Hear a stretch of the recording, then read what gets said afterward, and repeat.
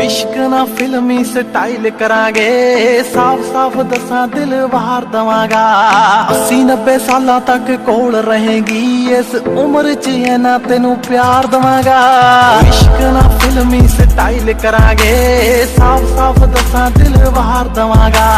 80-90 साल तक कोल रहेगी, इस उम्र च है ना तेनू प्यार दवांगा। सिंगे ने गुलाबां बट्टे दिल जोड़े ना, जिथे लगा कीता कुर्बान मिठिए।